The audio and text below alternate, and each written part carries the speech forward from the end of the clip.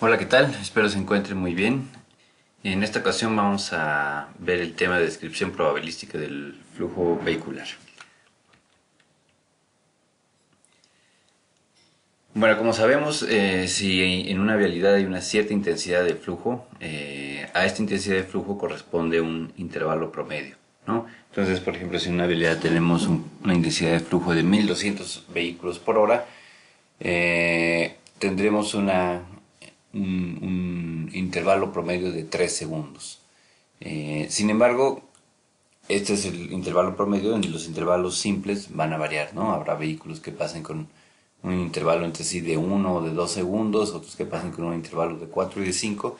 Y si sacamos una muestra grande de estos intervalos simples y los promediamos, tendríamos este intervalo promedio de 3 segundos, ¿no? Dado que el flujo es de 1200 vehículos por hora, ¿no?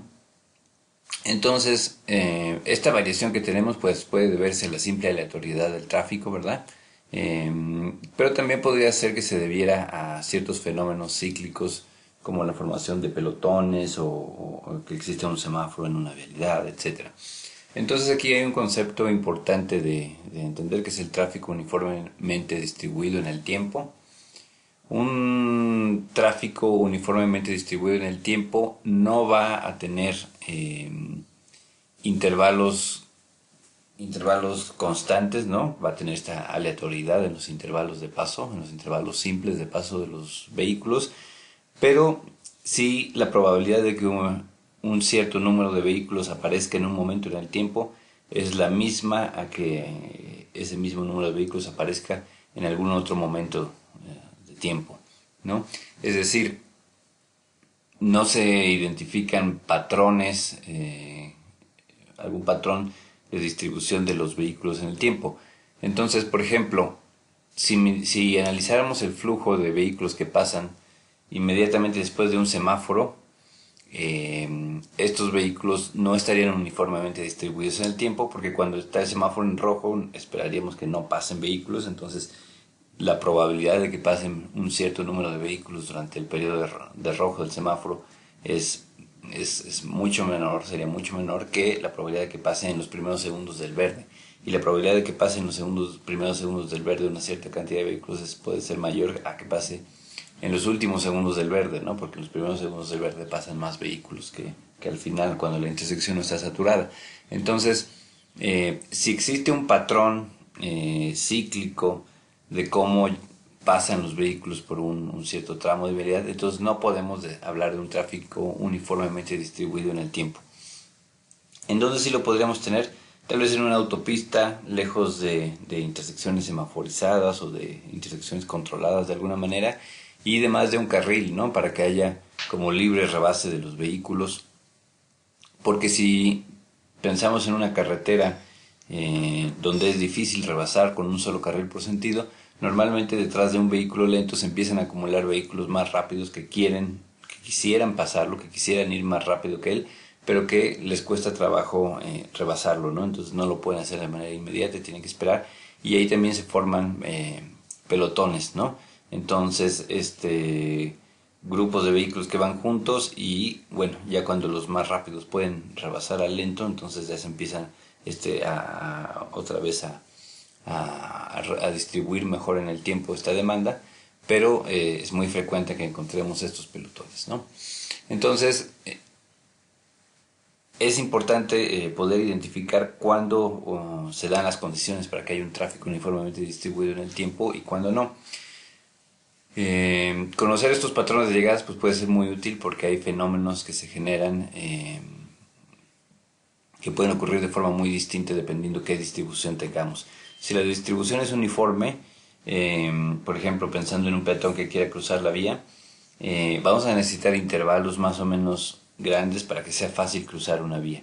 Sin embargo, si tenemos estos fenómenos de generación de pelotones, para un peatón puede ser más fácil cruzar la vía. El momento en que están pasando muchos vehículos, pues no vas a poder cruzar porque el tráfico es muy alto, pero habrá momentos en que baje la intensidad del flujo, parte del ciclo, ¿no? Y en esa parte, en ese momento en el que baja la intensidad del flujo, sería más fácil cruzar, ¿no? Lo mismo para un vehículo que se quiera incorporar desde una vía secundaria a una vía principal, o que quiera atravesar la vía principal, ¿no? Entonces, si hay variaciones en el flujo, pues cuando el flujo es más bajo es más probable que podamos atravesar o incorporarnos, y cuando el flujo es más alto va a ser más difícil, ¿no? Sin embargo, si está uniformemente distribuido en el tiempo, siempre va a ser igual de fácil o difícil cruzar o incorporarse, ¿no? Entonces, esto tiene sus implicaciones. Y bueno, en el caso que el tráfico esté uniformemente distribuido en el tiempo, la distribución de Poisson es la más adecuada para estudiarlo y para poder sacar ciertas conjeturas, ¿no? Entonces vamos a ver esta distribución de Poisson, pero esta distribución de Poisson parte del supuesto de que el tráfico está uniformemente distribuido en el tiempo, es decir, no aplicaría en una zona de intersecciones semaforizadas, porque ahí no tenemos el tráfico uniformemente distribuido en el tiempo, ni por ejemplo en esto de una carretera con un carril por sentido, ¿no? Porque ahí tampoco tenemos tráfico uniformemente distribuido. Sí, tal vez en una carretera de una autopista de 3 carriles, pues ahí sí podríamos pensar en esto, o en algún tramo vial incluso urbano, pero lejos del efecto de las intersecciones, donde los pelotones ya se pueden haber dispersado y pensar que tengamos tráfico uniformemente distribuido en el tiempo, ¿no?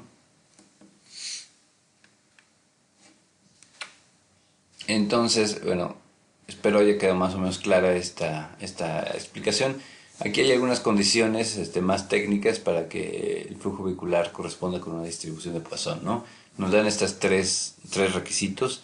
Dice, cada conductor elige su posición dentro del flujo independientemente de los demás, excepto cuando los espaciamientos son muy cortos, ¿no?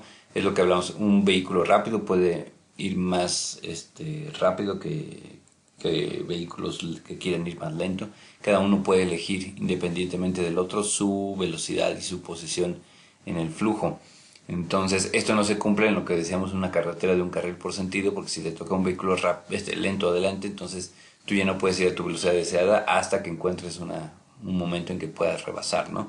Pero por mucho tiempo puede ser que no puedas ir a esta velocidad deseada y tengas que ajustarte a la velocidad del vehículo de adelante. Entonces, en este caso no se cumpliría esta condición, ¿no? No puedes elegir libremente tu posición dentro del flujo porque hay un vehículo lento delante de ti que no te permite ir más rápido. La condición 2 es el número de vehículos que pasan por un punto en un intervalo dado es independiente del número de vehículos que pasan por otro punto durante el mismo intervalo. Es decir, pensemos en un tramo de una carretera autopista. Si yo estudio en un momento dado cuántos vehículos podrían pasar por un cierto punto, la probabilidad de que pasen X número de vehículos, digamos 10 o 20 o 30, sería la misma probabilidad que pasen estos 10 o 20 o 30 en otro punto de la vía, ¿no? Más adelante o más atrás. Es decir, a lo largo de la vía la intensidad del flujo está uniformemente distribuida, no vamos a encontrar tramos de la vía en los que se acumula flujo y tengamos intensidad de flujo más alta y tramos de la vía en donde en el flujo sea más bajo, ¿no? Esta intensidad sea más baja. Entonces, en cualquier punto de la vía que quisiéramos analizar, al mismo tiempo debería haber la misma probabilidad de encontrar X número de vehículos, ¿no? Para eso tiene que haber velocidades constantes, para eso tiene que haber más o menos a lo largo de la vía y que no se estén formando estos pelotones por otros fenómenos, ¿no? Y el tercer punto es el número de vehículos que pasan por un punto dado durante un intervalo es independiente del número de vehículos que pasan por el mismo punto durante otro intervalo. Es decir, que si yo estudio en un solo punto cuál es la probabilidad de que lleguen X vehículos, no sé, entre el segundo 0 y el 30, sería la misma que si yo estudiara la probabilidad de que lleguen X vehículos durante el segundo 30 y el 60, ¿no? Es decir, mientras la longitud de mi intervalo sea la misma, en este caso 30 segundos, la probabilidad de que lleguen en un cierto intervalo de 0 a 30 o de 30 a 60 o de 60 a 90 sería exactamente la misma, ¿no? No varía cíclicamente, como decimos. Entonces, cuando tenemos pelotones esto no se cumple porque, no sé, en los 30 segundos después de que inicia el verde habría mucha más probabilidad de encontrar vehículos que en los 30 segundos a partir de que aparece el rojo, ¿no? Entonces, a esto se refiere con que en el tiempo estén uniformemente distribuidos también los vehículos, ¿no? Entonces, estas son las condiciones para que una distribución de tráfico pueda considerarse como apta para ser descrita por una distribución de Poisson, ¿no? Si se cumplen estas condiciones, entonces podemos calcular ciertas cosas. Aquí, a partir de esta distribución, podemos calcular la probabilidad de X. Donde nos dice, bueno, X es A igual a QT, T elevado a la X por E a la menos QT dividido entre X factorial. ¿Qué es Q? ¿Qué es T? Lo vemos abajo, ¿no? Q es la tasa de flujo de llegadas, o sea, la intensidad del flujo. En un momento dado, en el ejemplo que ponemos antes, a lo mejor tenemos 1200 vehículos por hora. Entonces, esta es nuestra tasa nuestra intensidad del flujo. T es un intervalo, entonces, ¿en qué intervalo quiero analizar? Puede ser un intervalo de 1 minuto. Entonces, si yo quiero analizar un intervalo de 1 minuto, entonces a lo mejor lo que me puede decir esta función de probabilidad es qué tan probable es que lleguen X vehículos durante 1 minuto, dado que la intensidad del flujo promedio es de 1200 vehículos por hora, ¿no? Entonces, M es la media de vehículos esperados en el punto durante el intervalo. Entonces, siguiendo con este ejemplo, si tenemos 1200 vehículos por hora, esperaríamos en promedio un vehículo cada 3 segundos. Entonces, en un intervalo de 1 minuto esperaríamos 20 vehículos.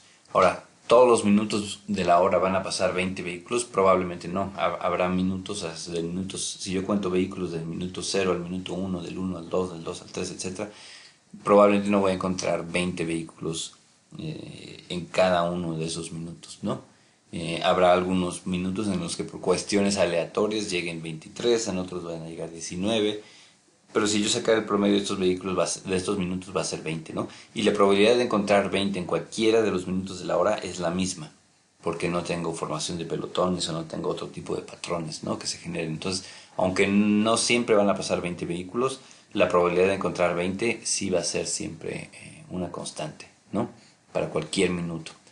Eso es lo que nos dice, ¿no? Entonces, esto es M es igual a QT, es decir, multiplicar la tasa de flujo de llegadas por el intervalo, aunque si estamos hablando en vehículos por hora, en la tasa de flujo de llegada, el intervalo lo tenemos que pasar a horas, ¿no? Normalmente hablamos de 1 minuto, pero bueno, aquí el intervalo sería 1/60 de hora, ¿no? Entonces sería básicamente la intensidad del flujo 1200 entre 60, esto nos da los 20 vehículos por hora, que sería nuestra M, ¿no? Entonces en la fórmula podemos sustituir QT por M y nos queda la fórmula de la probabilidad de encontrar X vehículos es igual a M elevado a la X por E a la menos M dividido entre X factorial. Entonces esa va a ser nuestra fórmula de Poisson para calcular la probabilidad de que pasen X número de vehículos durante un cierto intervalo.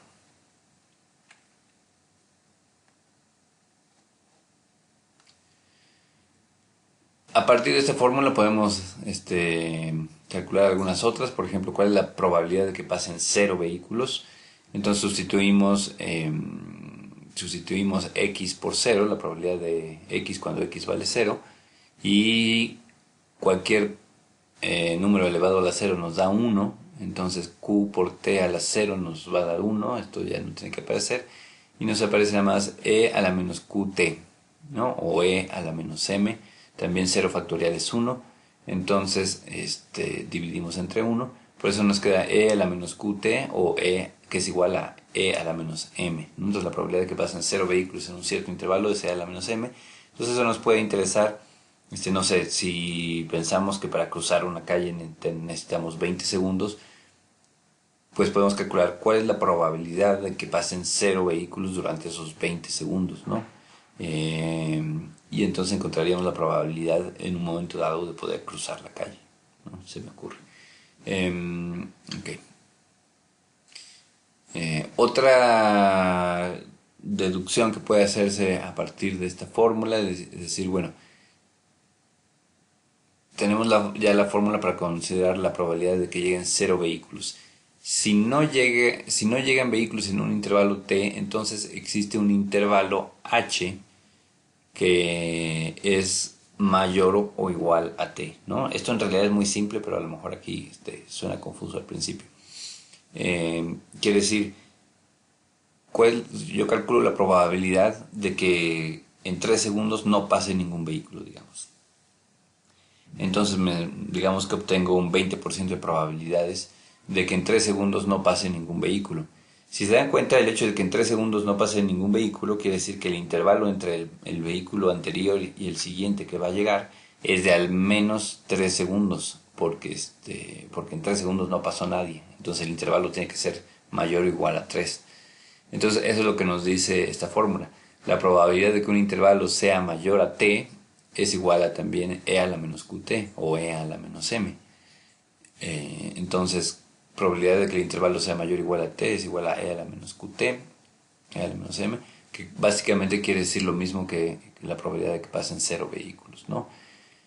Y por complemento, la probabilidad de que el intervalo sea menor a t es 1 menos e a la menos qt, ¿no? Porque si la probabilidad de que el intervalo sea mayor a 3 segundos es 20%, entonces la probabilidad de que el intervalo sea menor a 3 segundos es 80%, ¿no? Al final solo puede pasar una cosa o la otra, o el intervalo es mayor a 3 segundos, o es mayor o igual a 3 segundos, o es menor a 3 segundos. Entonces esas dos probabilidades me tienen que sumar 1, ¿no? Porque no hay otra probabilidad, no hay otra posibilidad. Entonces, por complemento, pues estas dos probabilidades, se puede calcular así la probabilidad de que el intervalo sea menor a t, ¿no? En el ejemplo que decíamos, t igual a 3 segundos, ¿no? Entonces, piensen un poquito, regresen a la explicación si necesitan, pero al final, aunque al principio puede sonar un poquito complicado, al final es bastante lógico, ¿no?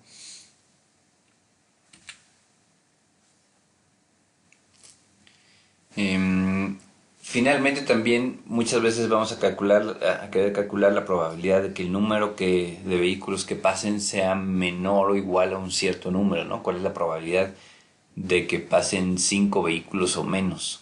O sea, que no pasen más de 5 vehículos, ¿no? Entonces eso nos va a interesar muchas veces. Y esto se va a tener que hacer como una sumatoria. Por ejemplo, si yo quiero calcular la probabilidad de que pasen 5 o menos vehículos, voy a tener que calcular la probabilidad de 0, la probabilidad de 1, la 2, 3, 4 y 5.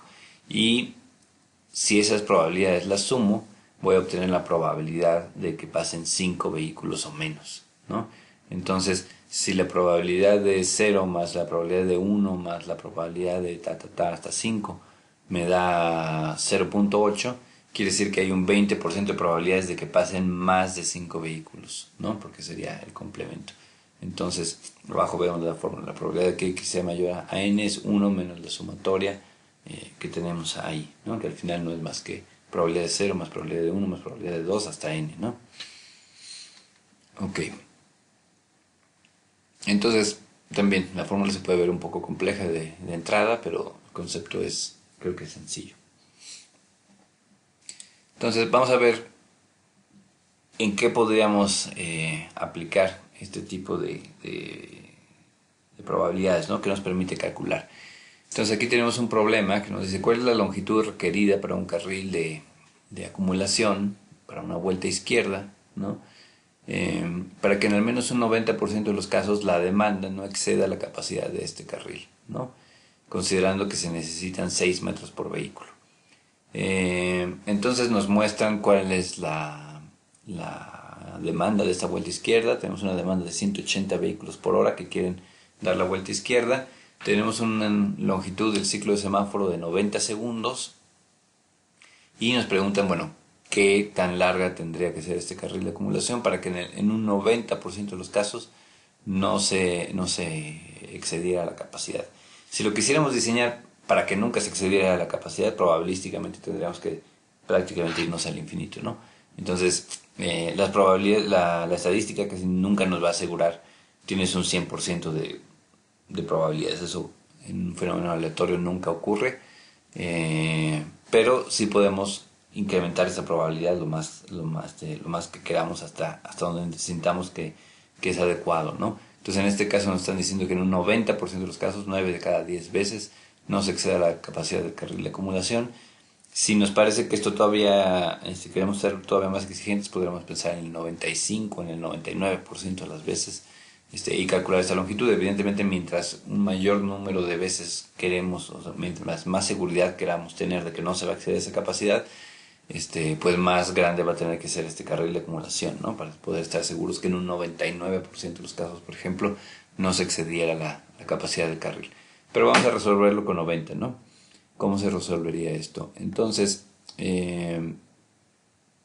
básicamente lo que tenemos que identificar es nuestro T y nuestro Q, ¿no? El intervalo de análisis, nos dijeron que el ciclo es de 90 segundos, entonces nuestro intervalo de análisis va a ser 90 segundos, y Q es la demanda de la vuelta izquierda, entonces tenemos una demanda de 180 vehículos por hora, ¿no? Esa es la intensidad del flujo para la vuelta izquierda, los que usarían este carril de acumulación.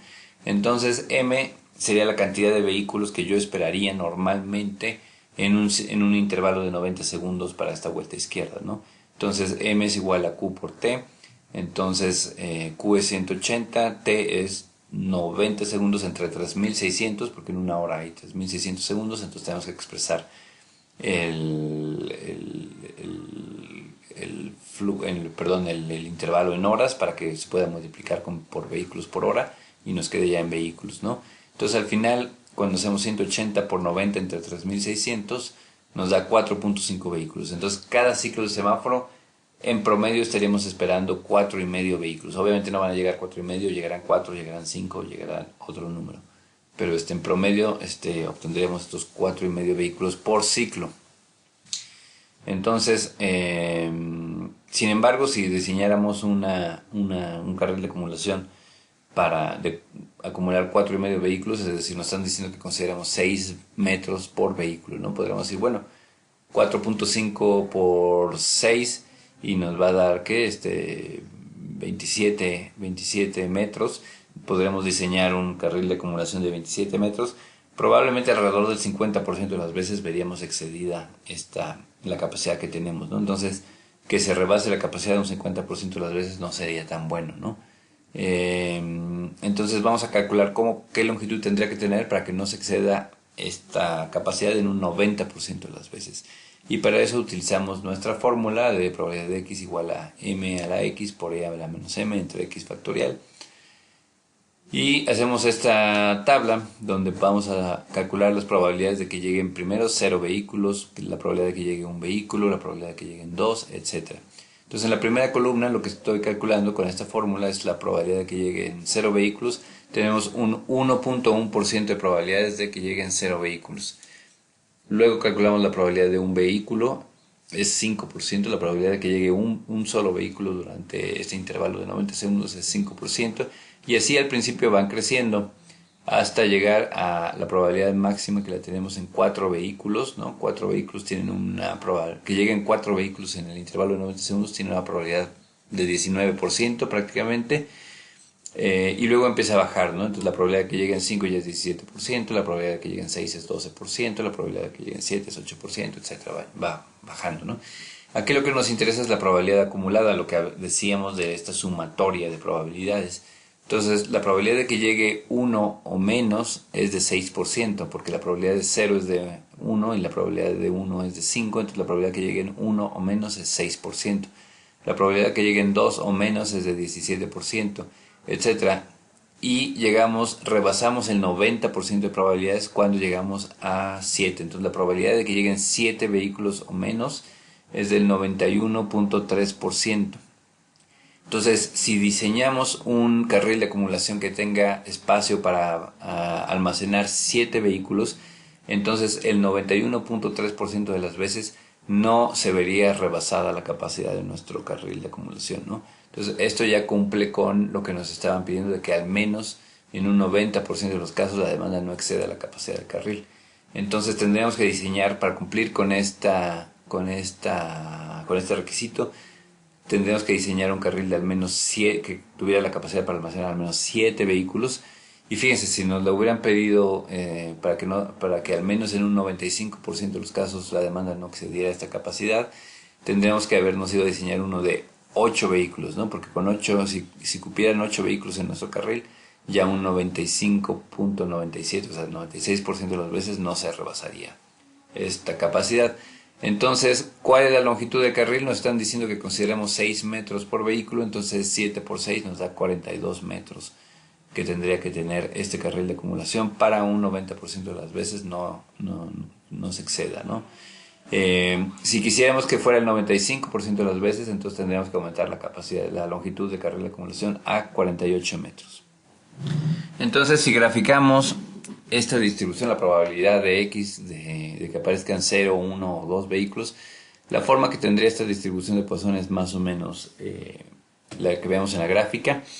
Entonces es una distribución de Poisson con un M de 4.5, ¿no? Y ahí vemos la probabilidad de que llegue cada uno, ¿no? Como vemos, es una especie de campana donde en este caso la mayor probabilidad la tenemos en que lleguen 4 vehículos, pero no es una campana simétrica, totalmente simétrica como sería la distribución normal, ¿no? Porque al final la probabilidad de que no tenemos probabilidades del lado de los negativos, ¿no? Sí podemos tener una probabilidad de 0, pero no tenemos probabilidad de -1, de -2. Entonces no es simétrica porque no se pasa y no va de menos infinito a más infinito como la distribución normal, sino que iría de 0 a infinito, ¿no?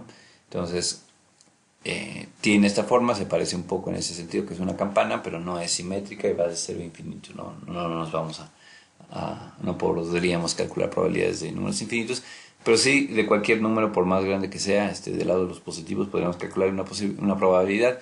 Evidentemente, mientras mayor sea el número, pues ya nos iríamos tal vez a probabilidades muy bajas, ¿no?